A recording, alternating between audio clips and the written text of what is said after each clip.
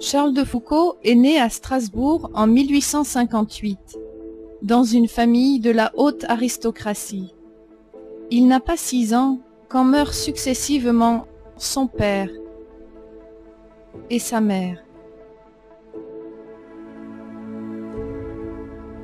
Mon Dieu, que votre volonté soit faite.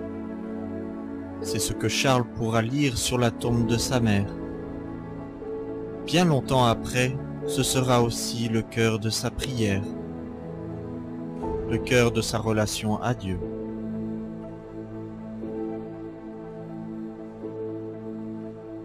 Pour l'heure, Charles et sa sœur sont entourés par leur famille. Ils sont confiés à leurs grands-parents maternels. Charles s'attache beaucoup à son grand-père et à sa cousine, qu'il regarde comme une sœur et une mère.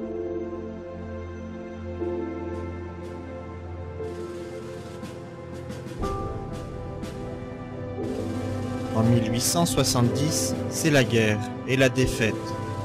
Il faut fuir Strasbourg pour Nancy. Dès lors, Charles restera blessé dans son sentiment national.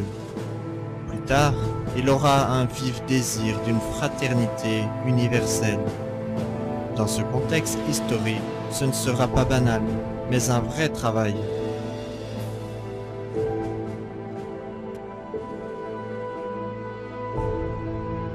Adolescent, Charles lit beaucoup. Il cherche la vérité. Il ne la trouve nulle part. Il perd la foi. Il devient paresseux et se conduit mal. À 17 ans, il est renvoyé de l'école Sainte-Geneviève. Après son bac, il entre à l'école Saint-Cyr pour devenir officier. Mais tout l'ennuie. Et voilà que son cher grand-père meurt. Pour Charles, le vide est immense.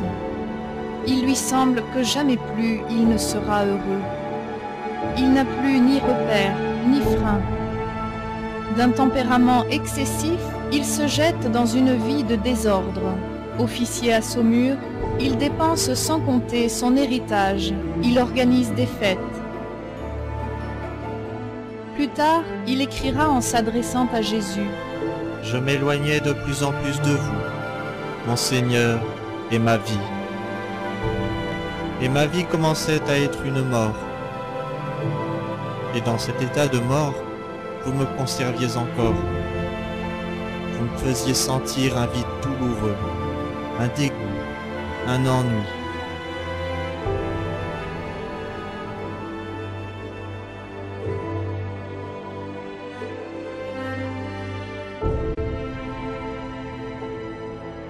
À 22 ans, Charles est envoyé en Algérie avec son régiment. Là, il s'affiche avec une maîtresse, il se fait renvoyer. Il part alors à Évian, mener avec elle une vie de plaisir. Mais bientôt, il apprend que ses camarades partent en expédition. Il demande sa réintégration. C'est le premier sursaut de vie. Le feu de l'action va le révéler à lui-même. Une fois la bataille finie, retour en garnison. Il s'ennuie.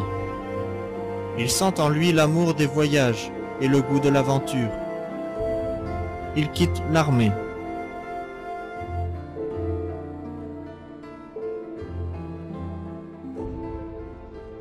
Charles a découvert les populations du Maghreb. Il les estime et désire les connaître. Il apprend leur langue et il part explorer le Maroc, alors en grande partie fermé aux Européens. En chemin, il frôle la mort. Des musulmans et des juifs le sauvent. Voilà qui commence à secouer ses préjugés. Mais surtout, le désert et la prière régulière des musulmans éveillent en lui une grande soif de Dieu.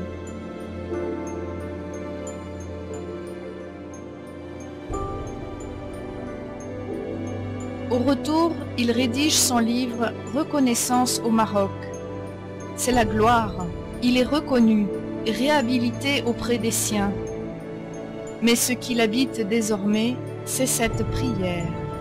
Mon Dieu, si vous existez, faites que je vous connaisse.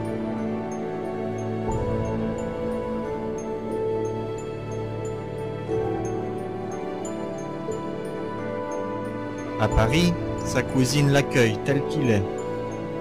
Il est touché par sa foi profonde, sa bonté, sa discrétion.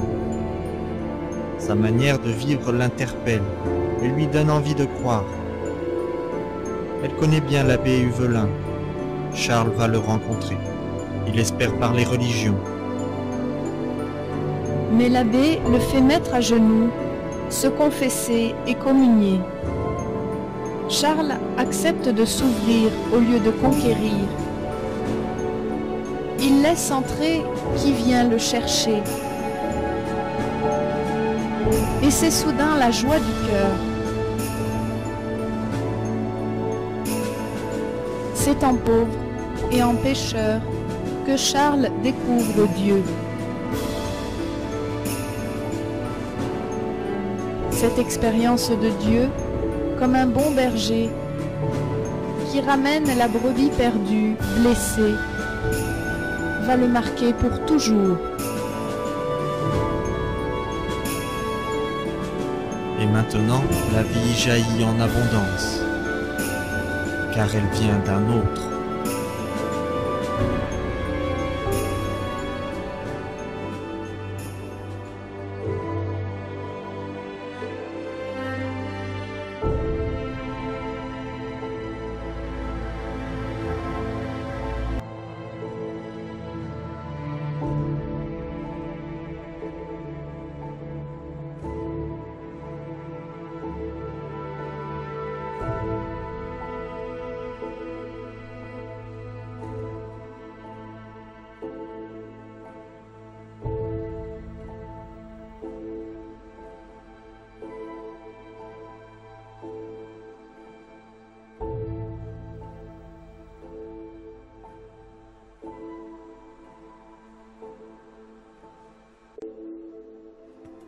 Frère Charles, tu as vécu comment, toi, la confiance?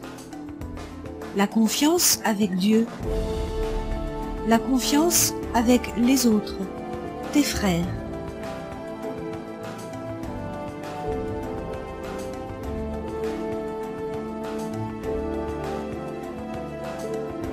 Charles de Foucauld. Un homme au désir sans limite et un homme limité qui s'en remet à Dieu. Un homme qui a aimé Jésus passionnément. Et un homme que Dieu est venu toucher, non dans ses réussites, mais au cœur de ses enfermements. Un homme imparfait et toujours en chemin.